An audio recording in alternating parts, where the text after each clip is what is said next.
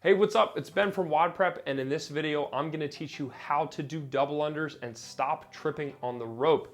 So in this video, I'm going to take you through a slow motion breakdown where I'm actually drawing on the screen and showing you why you might be tripping on your double unders. So if you are trying to increase your double under performance, I actually have a free training guide I would like to send you. All you have to do is go to wodprep.com/du or click the link in the description, and I will send you a completely free double under training guide that's gonna help take your performance to the next level. All right, so let's get into it, and I'm gonna show you exactly how you can improve your double under performance. So as you're gonna see here, I have two examples I wanna show you. Number one is the wide feet fail, and then I'm gonna show you how simply narrowing your feet can make all the difference. So let's check it out. Here we have a slow motion video replay of me doing some demonstrations. So the first thing I want you to notice is that as I'm jumping, this is a really common thing that happens, as I'm jumping, I land with my feet just underneath my hips. What a lot of athletes do is that as they continue to jump, their feet kind of naturally spread themselves out a little bit, and I want to show you what happens here. So hopefully you can track along with the spin of the rope as my feet slowly but surely start to get wider. And here's what I want to show you. Let me see if I can find a good freeze frame here. All right, so right here, let me draw it for you. So as my feet get wider, your margin for error on every single jump gets smaller. And ideally, you actually want a really big margin for error. You don't want to get it smaller and smaller and smaller. Here's what I'm talking about, so check it out. I'm going to trace the rope here. You can see this is me tracing the rope. Check this out. As my feet get wider, so I'm going to use a different color here to mark my feet. So as my feet get wider, here they are right now. Let's say if my feet move out to here, right, they move out a little bit wider, look what happens. All right, I want you to check this out. Right here is where the rope is going to come in contact with my feet. And guess what happens when that happens? You trip. So let's watch as I continue to go through this motion and my feet just slowly but surely creep out.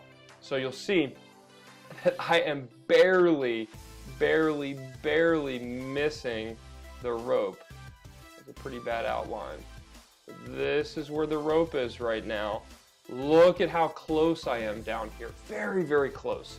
So the moral of the story is to make sure that you keep your feet together. I always tell my athletes to actually keep their feet glued together while they jump. And you can see here, I'm getting wider and wider and wider. And then eventually, at some point, I am gonna trip up.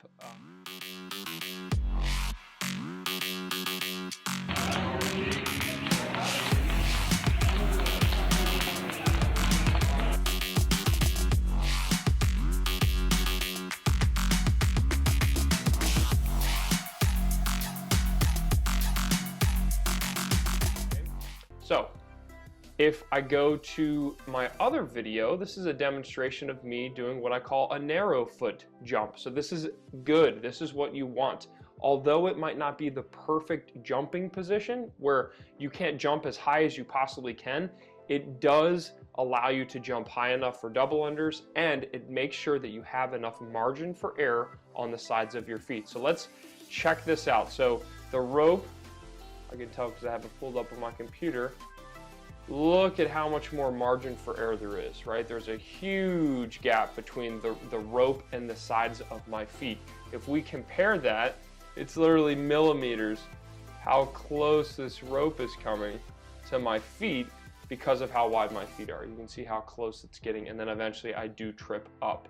So the moral of the story here is to make sure that you're keeping your feet together. Again, I tell a lot of my athletes to literally glue their feet together while they jump. It creates a more consistent jump, and every single spin, as you can see in this slow motion video, every single spin has plenty of room to either side of my feet. So this is the lesson I want you to learn today, and let's wrap up this video. All right, I hope that you liked that video, and now you understand why your feet really matter when it comes to doing double unders. If you have wider feet than you should, then you are increasing your chances of tripping on the rope. So really quick, if you want to get better at double unders once and for all and stop tripping on the rope, go to wodprep.com/DU and download the free ultimate guide to double unders. I'm gonna send it to you for free. All you have to do is enter your email and let me know where I can send it, and you will be on your way to increasing your double under performance. So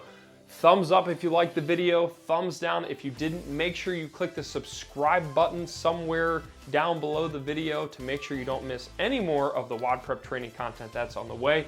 And today's question of the day: what is the most amount of double unders you have ever done in your life? What is the biggest set that you've ever done? For me personally, honestly, I've never really kept track of this number. I do remember clearly in my head there was a challenge that someone gave me to hit 300 double unders unbroken on the spot, and I got to 298 and then tripped because I thought I was at 300. But anyway, we won't go into that. So that's the most I ever remember doing, but you know, I have no idea what my true 1-rep max is. What is your double under PR? Leave a comment below and I will see you in the next video.